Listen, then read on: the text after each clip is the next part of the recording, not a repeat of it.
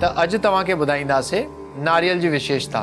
चवंदा आहिनि कि जेको बि भॻवान खे नारियल चाढ़ींदो आहे हुन जी सभु मनोकामना पूर्ण थींदियूं आहिनि। किथे किथे ईअं बि चयल आहे कि जेके 3 कारा डॉट्स हूंदा आहिनि नारियल ते उहो भॻवान शिव आहिनि। जेको वाइट पार्ट आहे उहो मां पार्वती आहिनि। जेको हुन में पाणी आहे उहो गंगा आहे।